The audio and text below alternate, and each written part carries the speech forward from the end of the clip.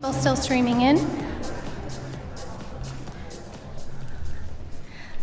Hello there. Before we get started today, I'm very excited to welcome you to the Bcop sessions at the HOPA annual meeting.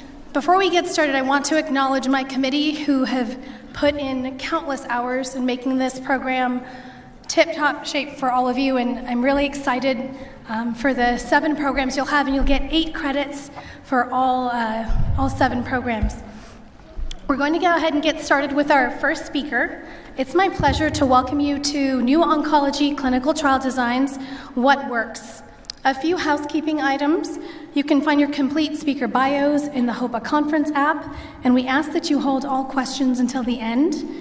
It's my pleasure to introduce our faculty, Dr. Janelle Perkins. She's an associate professor at the University of South Florida College of Pharmacy.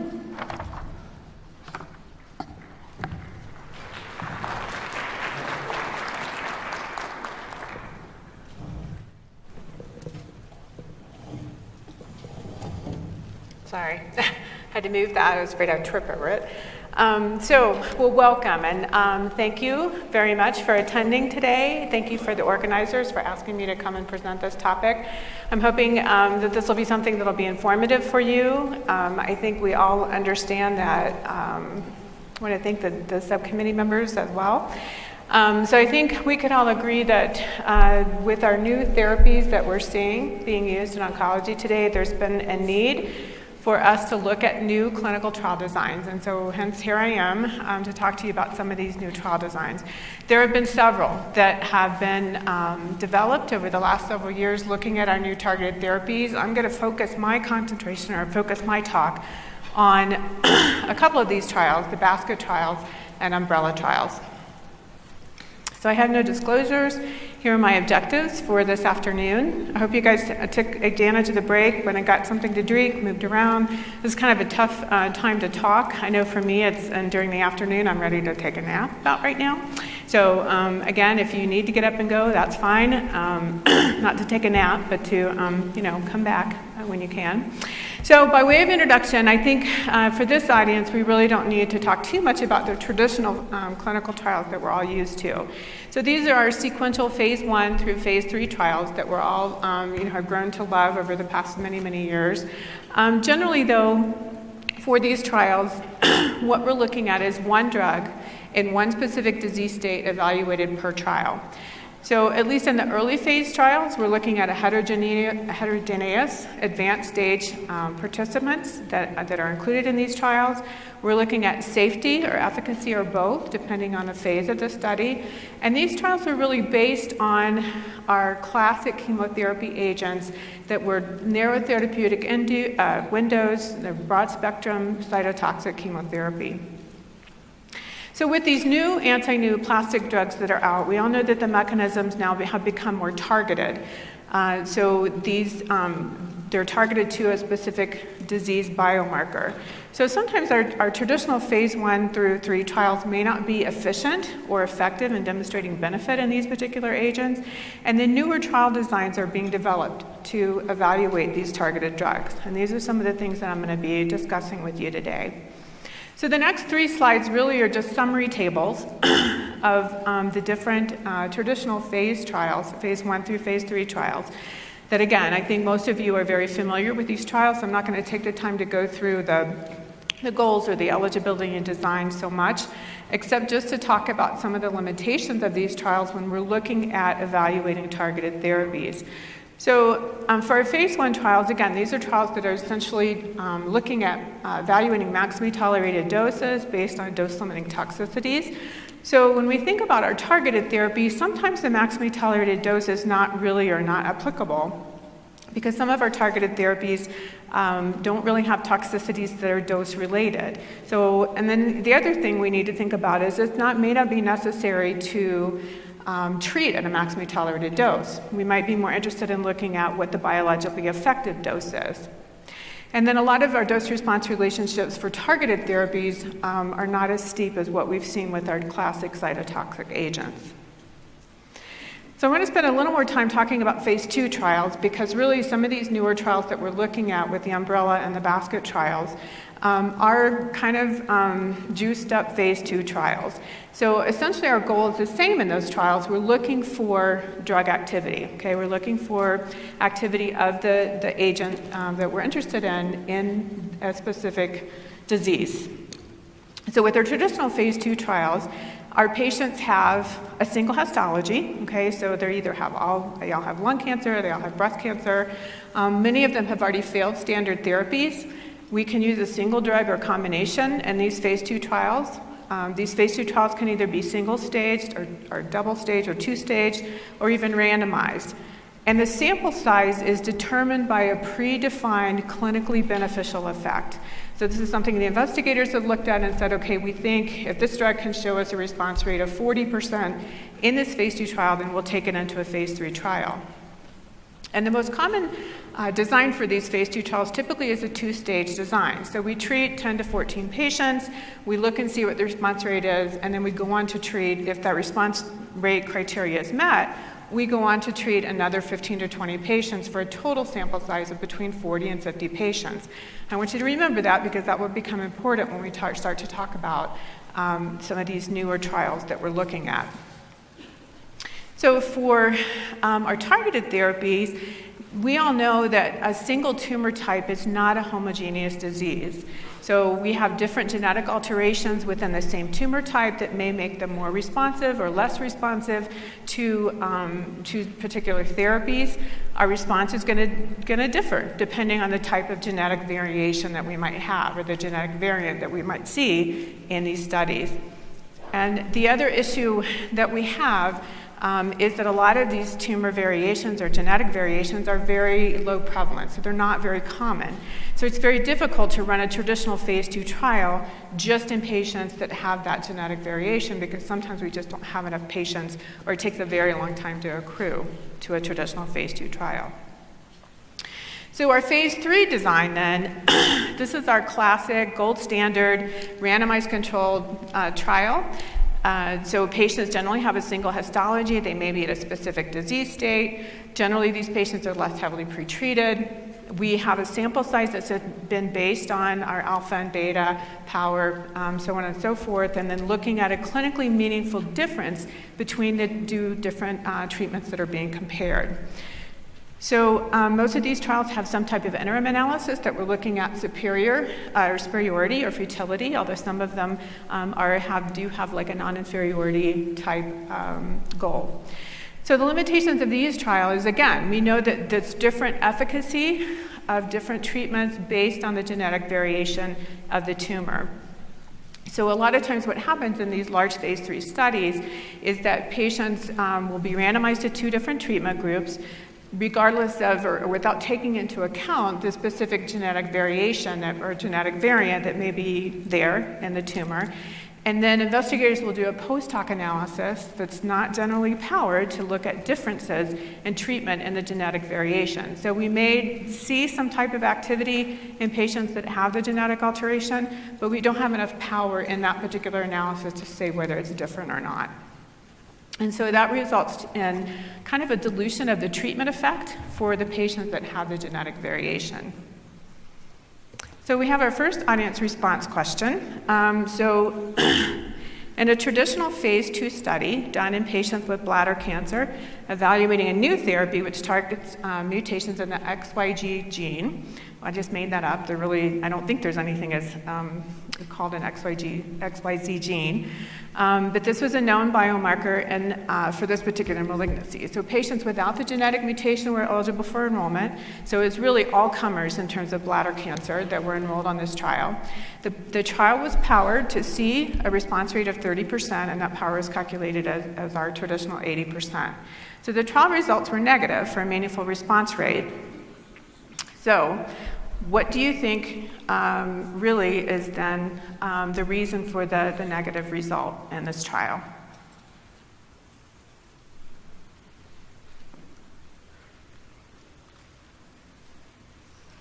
Wait a couple more seconds. I know there's more than 70 people in the room, so don't be shy.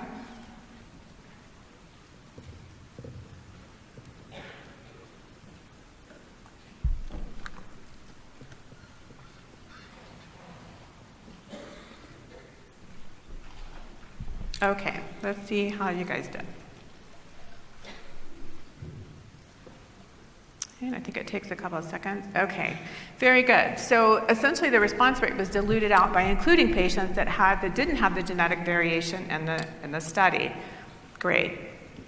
So I know some of you did mark answer D in the terms of the fact that it might have been underpowered, and certainly it may have been underpowered to find a response in those patients with the genetic alteration. But again, the overall trial was adequately powered at 80%. So, what about these new trial designs? So again, the trial designs that I'm going to be discussing are the basket and the umbrella trials. And if we compare the trials to our traditional trials, probably the most appropriate comparison is with the phase 2 studies. So this is because both of these kinds of trials are essentially, we're looking for signals in activity. Okay, so for phase 2 trials, right, we're treating everybody that has the same histology, and we want to be able to find whether or not there's an appropriate response rate for us to move into a phase 3 trial. Well, for the basket and umbrella trials, it's essentially the same, except now we're looking for tumor activity with patients with that specific genetic alteration. So again, we're looking for activity, signals of activities. So both of these things can be randomized or non-randomized, both kinds of trials. In terms of eligibility, this is probably the key difference between our traditional phase trials and the basket and umbrella trials that are looking at targeted therapies. So for phase 2 trials, again, we're looking at a single histologic type, so lung cancer, breast cancer, bladder cancer. In the basket and umbrella trials, we're now no longer necessarily looking at a single histology. There's a caveat to that with the umbrella trials, and we'll talk about that. But really the eligibility is driven by the presence of the genetic variation. So the statistical methods, something also is a little bit different, or can be, in our phase 2 trial. These can be descriptive and hypothesis testing is generally what's used for these trials. In the basket and umbrella trials, investigators generally tend to use a hybrid of these methodologies. So again, it can be kind of our standard hypothesis testing types of studies or testing or methodology. But a lot of these trials, these basket and umbrella trials, use adaptive methodologies. So we're going to talk quite a bit about that. And then for drug selection, really in the phase 2 trials, we've looked at preclinical activity, we've looked at what's happened in the phase 1 studies. That's how we move into the phase 2 studies with the drugs that we're looking at. For the basket and umbrella trials, it's all driven by that genetic variation. So let's start off by talking about basket trials. So in terms of eligibility, I've told you guys it's based on the presence of a particular genetic alteration, not the tumor type. So to maintain power in these studies, because again, like I said, a lot of these genetic variations are very rare, or not very common anyway. So for these particular studies, a lot of the information that's gained in terms of response rate is kind of lumped together. So you have different baskets of tumor types. You may have a basket that has your non-small cell lung cancer, a basket that has your breast cancer, but the genetic variation in those all of the patients have the genetic variation. So when we look at response, sometimes we have to lump all the baskets together to have an adequate power to say what the response rate is for that genetic variation. So these trials are often referred to as tissue agnostic or histology agnostic designs, and that just means that the knowledge of the histology is not really important. It's the knowledge of the genetic variation that we're interested in. We may, with these trials, may permit detection of activity signals across all different tumor types. And that includes very rare tumors that we may not ever be able to do a phase 2 study on because the tumors are very rare. Previous treatment with therapies that are targeted to the genetic alterations are generally excluded. So this is just a very simple design. I adopted this picture from the reference that's given there from Dr. Simon. I would encourage you, if you're really interested in this, this article that I've referenced here is a really, really great article. It has lots of really cool pictures that really help, at least to help me to understand what kind of the way these trials are designed. So this is again, just an example of a very simplistic example of one of the trial designs that are used. So you can see, I think I can, oops, sorry. So you can see that the different colored people all represent different tumor histologies. And so again, multiple tumor types come to the trial. They're screened by being tested for the genetic variation or the genetic variant that we're interested in. So those patients in the picture that have this actionable tumor alteration, is what Dr. Simon called it, are denoted by the black triangles. And then what happens is the patients that don't have the genetic variation or the tumor alteration are actually taken off the study. They're not included in the remainder of the study. But then the patients that actually have this variation are included and the drug is then tested. So keep in mind that there's variations on a theme. Okay, so these basket trials can be randomized. They can also include multiple genetic alterations with multiple drugs. So what are some of the limitations in terms of eligibility criteria? So we know that tumor types with the same biomarker may actually exhibit different response rates. So even though the tumors have the same alteration, genetic alteration or genetic mutation, they may not all have the same response rate. And so sometimes, too, what happens is the individual tumor responses rates are lost because we're lumping together some of these results that we're getting in terms of response rates. So we know that for any patient that may have a specific mutation, the response rate may be a range of response rate, and it just depends on the type of tumor that they have that tells us what the response rate, their individual response rate might be. If more than one genetic variant is identified, at least at this point, there's no standard way to know like which genetic variant are you going to choose to treat in your basket trial. Those patients, obviously for a specific basket trial, we're looking for a specific genetic alteration. But if the patient has multiple, there may be other trials or other drugs that the patient may be eligible to receive. So patients, we also know that patients without genetic variations may actually exhibit a response. And we're not going to know that if we exclude those patients off of these trials. So the favorite part of the talk here, we're going to talk a little bit about statistical analysis methods. So a lot of these basket trials may include repeated futility analysis throughout the study. So for example, some of these trials, they'll treat 5 or 10 patients and then they'll look and see what the response rate is.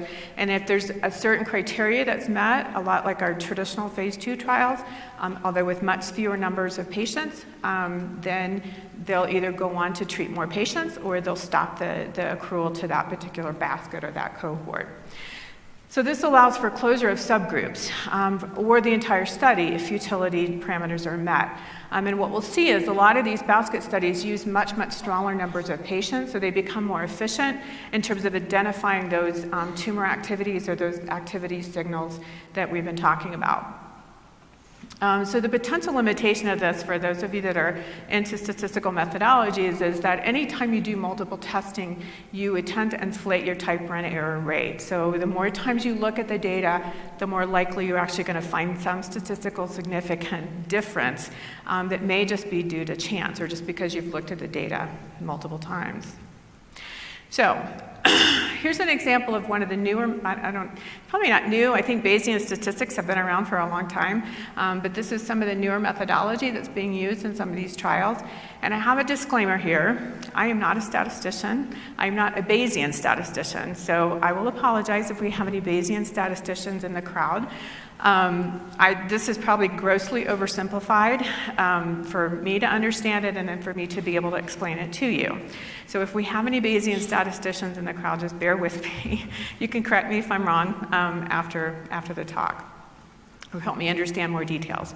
So essentially, what these trial designs do is they take something called the prior probability of the parameter of interest. So for us in these trials, it's the response rate is generally what we're looking at.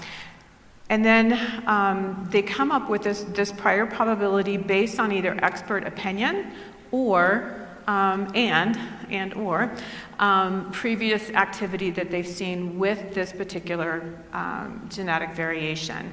So if we're looking at non-small cell lung cancer patients that have this genetic variation, but the drug's already been used in patients with melanoma with the same genetic variation, then they can get some idea of what the response might be. Although, as we've said before, it may not be exactly the same. So the next thing that the investigators do is they'll go ahead and treat a few patients on the study with the genetic variation and the targeted drug of interest.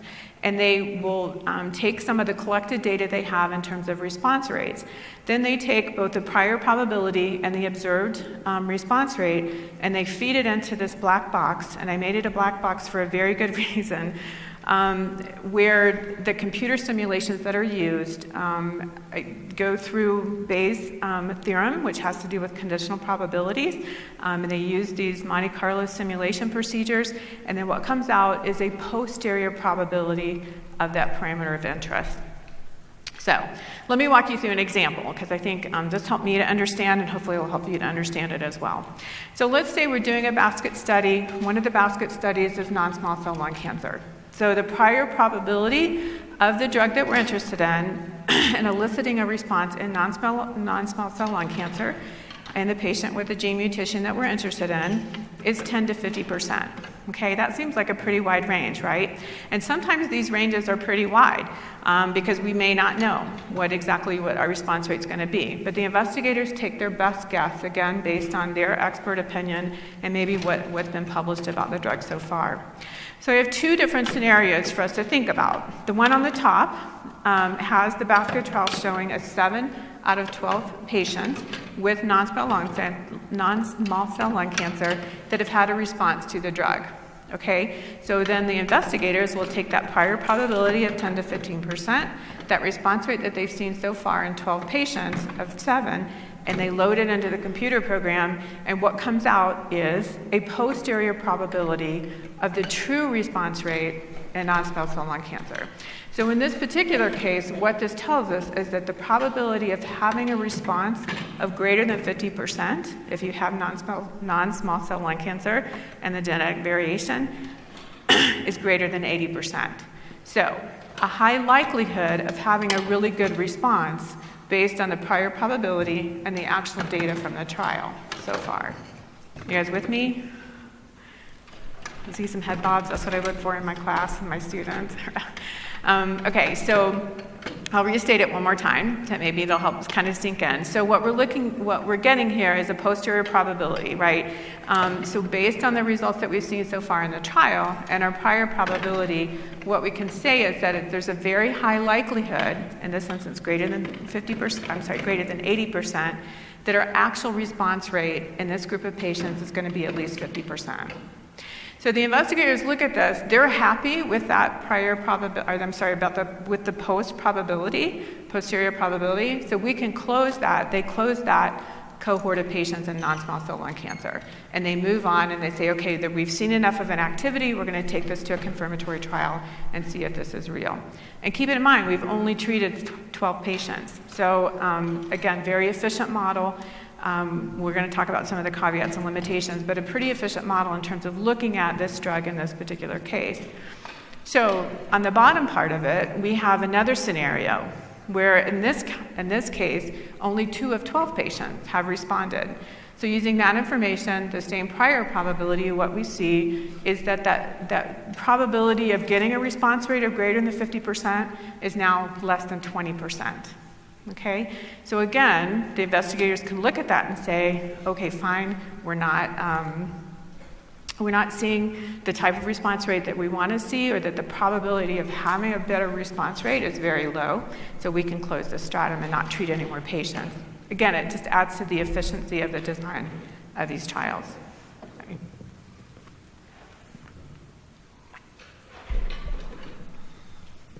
So just looking at some of the advantages and disadvantages of using the Bayesian statistics, I think hopefully I've gotten the point across that these are very efficient methodologies, so that the sample sizes are typically much smaller with the multiple than if we use multiple phase 2 studies. The interim analysis of posterior probabilities can be done at any time. So unlike a traditional phase 2 trial where we have to specify how many patients that we're going to treat on that initial look at the data, we really don't have to do that with these Bayesian models. The limitations, however, there's still very little control of the type 1 or type 2 error. So I think most critics of this still argue that the type 1 error is going to be inflated because you're looking at the data perhaps multiple times. The type 2 error rates for the entire study are still okay because we've set that and powered the study for that case. But the power of the study, of each sub-study, of each cohort of patients may actually be have a problem there. And then the other thing is that the interpretation of the posterior probability is very heavily dependent on the strength of that prior probability, which makes sense, right? So because that's a major portion of how these posterior probabilities are calculated or simulated. So if you don't have a really good grip on what that prior probability is, your posterior probability may be off as well. Okay, then moving on to looking at the drug selection. Again, we're basing our drug selection on the genetic variation that we're looking at. We can look at multiple drugs in basket trials, and these essentially are just sequential, or actually they're concurrent phase 2 type studies going on at the same time. So there's a sub-study for each genetic variant and the drug that we're using to target it. The NCI match trial is actually a good example of this type of study. Drugs can be added or subtracted based on their activity or availability. So if a new drug becomes available, they can just add it right into these types of studies without having to rewrite the whole study or starting the study all over again. So one of the other potential limitations in terms of drug selection is how do we study combination therapies? Really, that hasn't been worked out very well, although I'm sure smart people are going to work that out and be able to incorporate into these types of trial designs looking at combination therapies. So some of the questions that you can ask when you're looking at these basket trial designs, and above and beyond, good literature evaluation skills that we all have, is looking at how the genetic alterations were chosen for this particular trial. Well, how common are they? How is it being tested? Are the genetic variation tests, are they approved? Are they standardized? Is it something that's going to be accessible outside of a clinical trial setting? How heavily pretreated are the patients? Have they been exposed to the targeted therapies already? How are the drugs chosen? Were combinations used? How were the combinations chosen, or what was the rationale for those combinations? And then look specifically at the methodologies that were chosen. If it's more of the standard kind of hypothesis testing, then obviously we're going to look at alpha, beta, power, those kinds of things. If it's more of a Bayesian approach, then you need to understand where the prior probability information comes from. How much do you believe those prior probabilities are actually good estimates of what the probability of response is going to be? And then finally, obviously, again, these are signal activity finding studies. So if we find a signal of activity, what's going to be the next step? The authors should talk about that in their discussion section in terms of what the next step for these drugs will be. So I wanted to run through an example real quick of a basket trial. So this is a study that was published in the New England Journal of Medicine a few years ago. This is encorafenib in multiple non-myeloma cancers with the BRAF 600 mutation. So this was an histology-independent phase 2 basket study.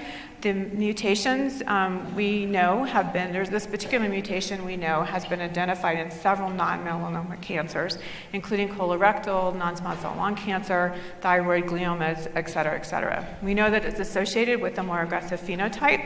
However, we also know that the incidence in most non-melanoma cancers are less than 5%. So again, the feasibility of trying to do a phase 2 study in any one of these tumor types with this particular mutation would be very difficult. So this particular trial was done.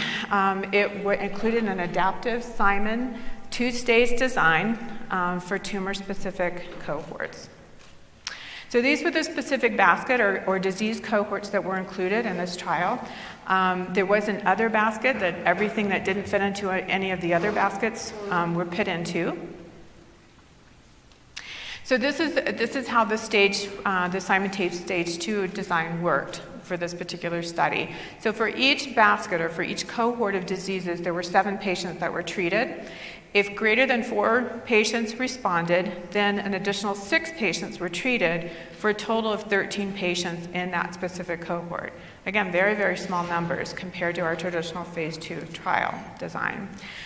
Of the 7 patients, if 2 to 4 patients responded, then an additional 12 patients were added to the trial for a total of 19 patients in that cohort. So interesting here, different from our regular Simon stage 2 designs, is the number of total patients treated were actually dependent on the number of responses they saw. So it wasn't a predefined number of patients for the whole cohort. It depended on how many responses they saw after the first 7 patients. And if less than 2 patients responded, then they just stopped accrual and closed the cohort. So the primary efficacy endpoint, very similar to a traditional phase 2, was response rate at week 8. There were actually 2 other tumor-specific cohorts that were added to the original 6 based on activity seen in that other basket. One was something called Erdheim-Chester disease, or ECD, and Langerhans cell histiocytosis. Don't ask, I don't know. And then the other group that they pulled out of that other basket was anaplastic thyroid cancer. So the breast, ovarian, and myeloma cohorts or baskets were actually closed due to poor accrual. And so they just took the patients that they had accrued to those baskets and put them in the other basket to look at overall response rate. So one other interesting aspect of this trial is they actually saw insufficient activity other than verapamil as a single agent in colorectal cancer.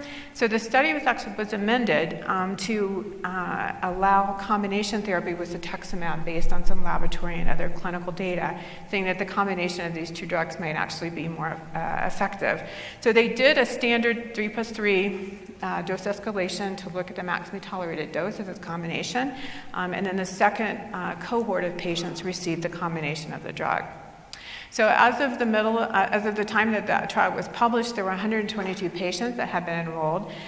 There were been, as far as I know, no published updates in PubMed. However, if you look on clinicaltrials.gov, there's been a total of 208 patients enrolled. So I'm not sure if we're ever going to be able to find out what happened with those other 100 patients, but I think it would be interesting to know. The responses were reported according to tumor type, and very important to note is that the safety, they did evaluate safety in these patients, and there wasn't any unexpected toxicity for the patients treated on this trial. So the safety was very similar to patients that received this drug that have melanoma.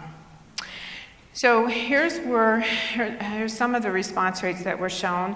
I did want to show the colorectal cancer patient. So the first 10 patients they treated on the drug had no response. So they added the cetuximab. The response rate was not that much better. Even with the cetuximab, there only 1 patient had a partial response. But if you look at the non-small cell lung cancer patients and the ECD-LCH patients, those patients actually had a 40% response rate. Keeping in mind that these patients had received most standard therapies, had failed standard therapies. So the investigators thought this was a sufficient enough response rate to perhaps go on and do future studies with these within these cohorts of patients. So the trial demonstrated that tumor types with the same molecular biomarker probably do differ in their response to targeted therapy. The adaptive designs allowed a couple different things to happen. It allowed the amendment for the colon cancer patients to be treated with cetuximab. It allowed smaller sample sizes per cohort compared to the traditional phase 2 studies. And then it also, another interesting thing that I thought, that they were actually able to open these other cohorts and thyroid cancer and the ECD-LCH to look at activity in those particular diseases. So responses were observed in a couple of the different tumor types. However, because the sample sizes were very small, we need to do more definitive trials in those particular tumor types. And actually, this particular trial led to the development and approval, the further development and approval of verapamil in patients that have the ECD-LCH disease. And my colleagues at Moffitt, who work in the precision medical or personalized medicine department, have actually told me that they used this study to get reimbursement for using verapamil in non-melanoma. I keep wanting to say myeloma because those are the patients that I deal with most often, but the non-melanoma type tumor types, so they're actually able to get reimbursement based on this particular study. So, second audience response question. So in the study that we just talked about in Hyman, the adaptive two-stage study design, and I'll let you read the responses there.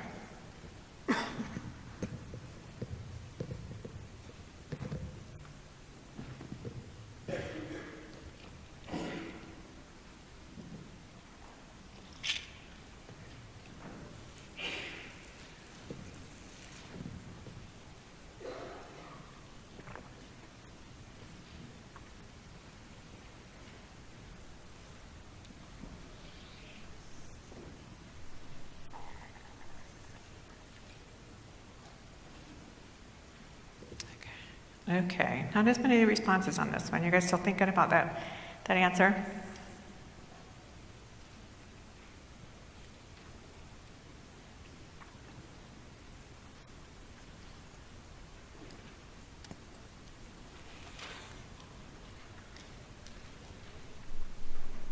Uh-oh.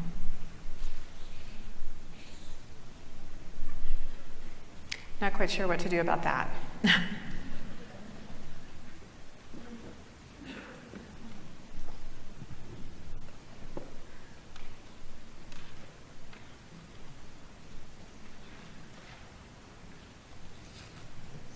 So what is showing on your screen is not what's showing on my laptop. So I'm not sure what I need to do to get rid of that little error box. I'll try to go forward.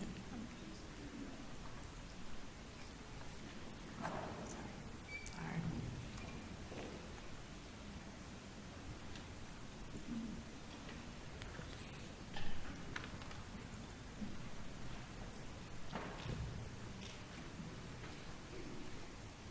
So we'll take a little break here while we're waiting for some technical assistance. Unfortunately, I can't advance the slides either.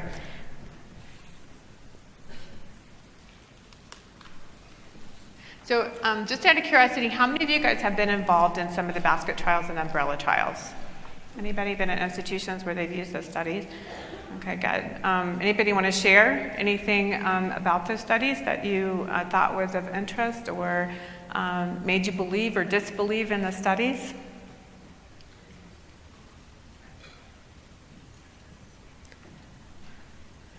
No, too many people in the room, right?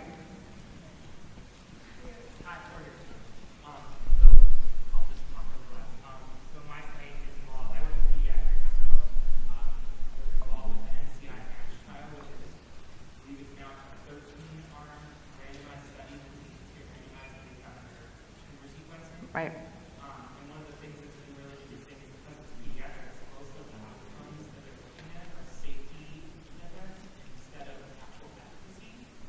All of the efficacy events are actually listed as secondary objectives in the studies. So it's a very bizarre statistical design, but we have unbelievable Great. So you said it's the NCI match trial that you've put patients on? Okay, so we're going to talk a little bit about that. I've listed that as one of the other examples of the basket design. So we have a second. So the NCI match design, you said the primary objective is safety and not necessarily efficacy. Oh, in pediatrics. Okay, good. Yeah. So they just started, they just opened up that cohort of the NCI match trial for pediatric patients. So the NCI match trial is a huge basket trial looking at several different drugs, several different genetic variations, and I'll talk a little bit about that in a minute. Okay, good. So this was the prior one. I need to go through.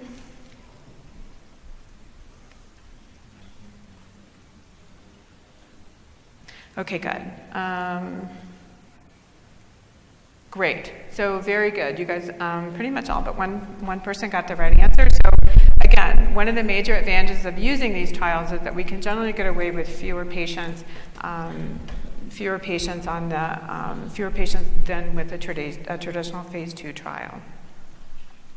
So as I mentioned, so there's several other examples looking at different types of basket trials. The NCI Impact trial is a randomized controlled study. I'm going to let you guys read through this just in the interest of time, but just so you know that there are several basket trials that are ongoing in this country. The NCI Match trial is probably one of the largest studies that's being done, and they do just have a new pediatric program that they just opened up to allow pediatric patients to participate in this trial as well. The TAPER study was actually very similar, or is actually very similar to the NCI Match trial. So this is sponsored by ASCO, and it's more of a registry study in a sense that they're allowing physicians to pick which drug they want to use for a specific genetic alteration or genetic variation. And that differs from the Match trial in that it's pre-specified in the protocol which drug that you use for that specific alteration. The Shiva trial was a French study that was done on a relatively small number of patients, and those results are kind of shown for you there. I would encourage you to go back and pull the study to read through that trial. It's a good example, another good example of how some of these trials have been done. So now I want to switch over from talking from basket trials to umbrella trials. So the umbrella trials are different from basket trials in that now that we're back to looking at one single histology. However, again, the eligibility criteria is driven by the actionable genetic alteration that we're interested in. And so subjects are tested for the actionable genetic alteration, and then randomized to either a drug targeted to that alteration or to a control therapy. Other types of umbrella trials have been done that they just randomize them to different drugs that may have activity according to that genetic alteration. But the goal is to determine how effective our targeted therapy is within a single tumor type. So the other thing to remember about umbrella trials is our randomization can be modified according to drug performance. So we refer to this as adaptive randomization. So this is another adaptive methodology that's used in these trials. This allows for early determination or early termination for drugs which perform below a defined threshold. So the example I want to talk to you about now was called the BATTLE-1 trial. This was done in patients with non-small cell lung cancer. It was a randomized phase 2 umbrella trial, and the assigned treatments were chosen based on scientific and clinical interest back when the study was initiated, which was back in 2005.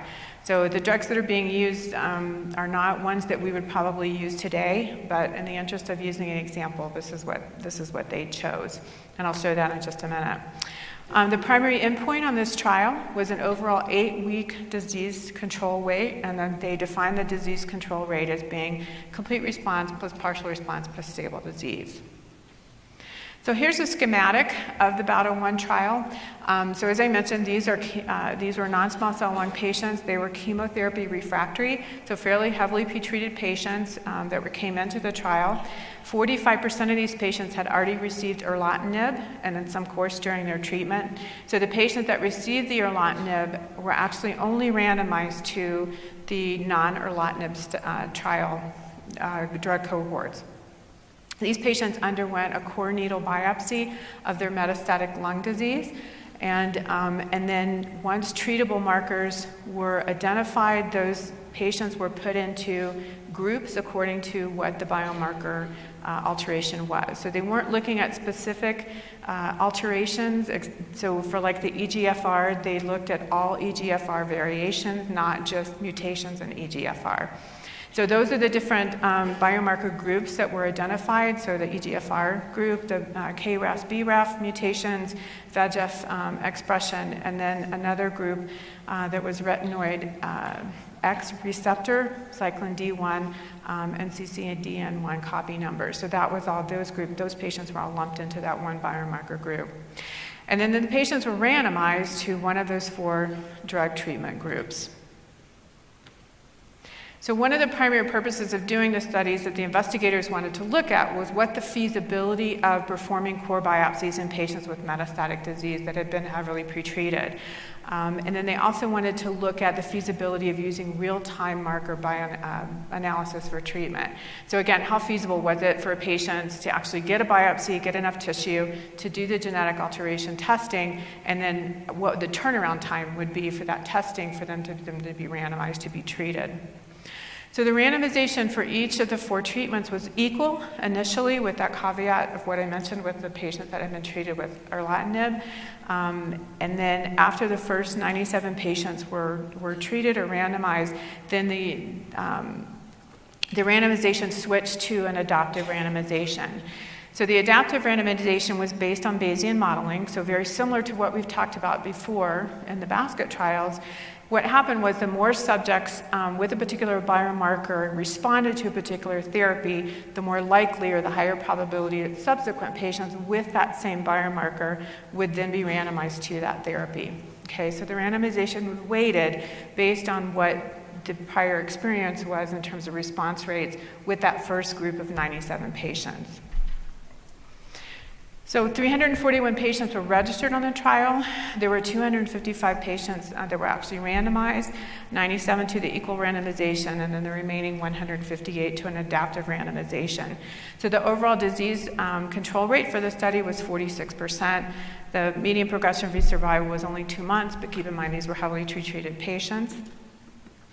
When we look at the highest reported disease control response rates for each of those biomarker groups, we see that sorafenib actually had the highest response rate in patients that had the KRAS, BRAF, or the VEGF expression. So some of the limitations that the investigators talked about with the BATTLE-1 study is that the biomarker groups were less predictive than there were individual biomarkers, which kind of makes sense. So we want to look at, it would be preferable to look at the specific genetic alteration rather than just lumping them into specific groups. They also mentioned that prior use of erlotinib may have actually biased the treatment. So in patients that were randomized to the non-erlotinib treatment groups, those patients may actually have been at an increased risk of resistance because they had already received a targeted therapy. And then some of the pre-specified biomarkers had little, if any, predictive value because they were so uncommon. And that specifically had to do with the retinoid X receptor group, or the RXR cyclin D1 group. There were only 6 patients total that actually had that genetic variation. And so there was really no way to talk about substantial tumor activity in those particular patients. So some questions that we can ask when looking about umbrella trials based on this example and some other examples, very similar to the basket group. So what were the genetic variations that were looked at? How common are they? How are they tested for? How common are they within that specific histology or tumor type? What were the targeted drugs that were chosen? Were they appropriate? Has there been any studies looking at the activity of those targeted drugs in genetic variations that maybe they weren't specifically developed to treat? If combinations were used, how were the combinations done? Were subjects and physicians blinded? How was the randomization done? Again, pay close attention to these adaptive randomization strategies and what the parameters are for how the randomization is changed. What were the rules for early termination? Were you able to, once you've randomized a certain number of patients with a specific biomarker to a specific drug, could you then stop the randomization after a certain response rate was seen? And then what future studies are being planned? Again, these are activity signal generating studies. So at what point do we say, yes, there's enough activity to move on? And then what type of trial are we going to do to confirm that activity? So last audience response question. This is a 68-year-old man with adenocarcinoma of the lung. He's exhausted all standard therapy and comes to clinic today to discuss further therapy. He has an ECOG performance status of 1, so probably fit to go ahead and continue with treatment. He recently had a biopsy of his recurrent disease, and he was KRAS or BRAF mutation positive. Had no other genetic abnormalities. His physician would like to try a targeted therapy in this patient and consult your personalized medicine service. So based on the results of the BATTLE trial, what would you choose for this patient?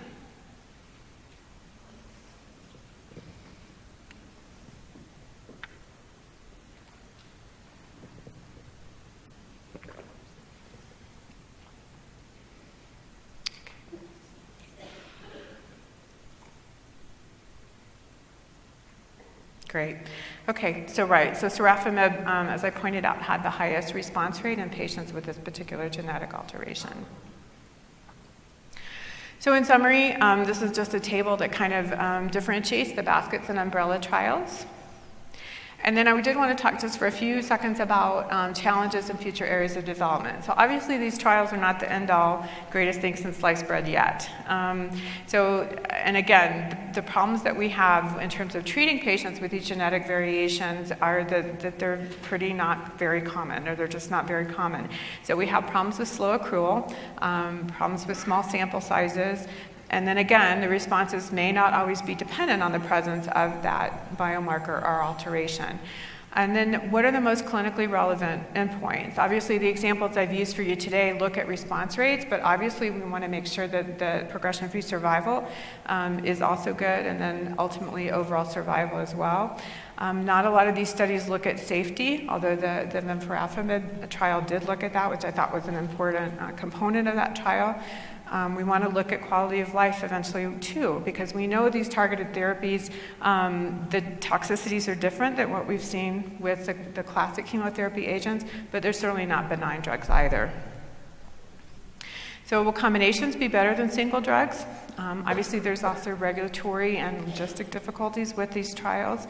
The turnaround times for sequencing, and then the medication acquisition. Where the medication is going to come from, who's going to pay for them. Some of these trials, the pharma companies have stepped in and provided the drugs for the trials, but obviously if you're treating somebody off study, that's not going to be the case. And then characterization of the target. How are we going to determine the biomarker? And this is something way above my pay grade. I don't, there's smarter people than me that actually know how these tests run and which ones are appropriate tests to be done, which ones have FDA approval and have been validated, so on and so forth. So I think in answering what works, I'm not really sure I've answered that question for you today. Sorry about that.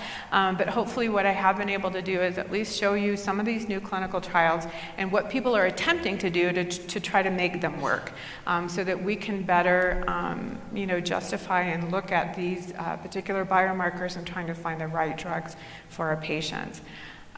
Certainly, we want to be able to treat the molecular targets when we have that information available, and it looks like we can actually treat across tumor types.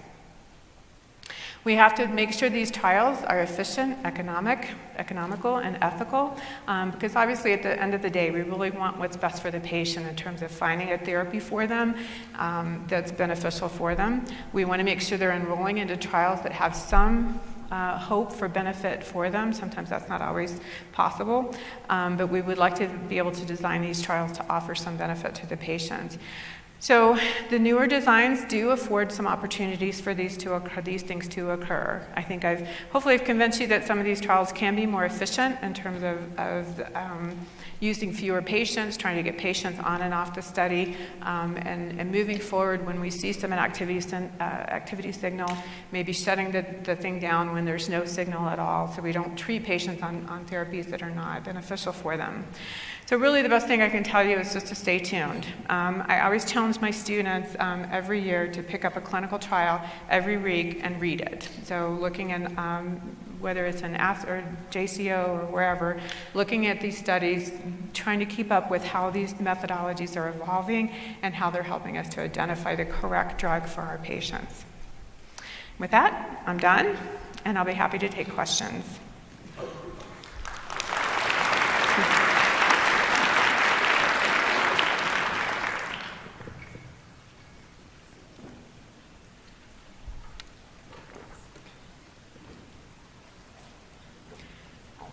Any questions that I can answer for you guys? All right, well, thank you very much for attending. I hope I didn't completely confuse you about the whole thing, and hope it's been informative for you all.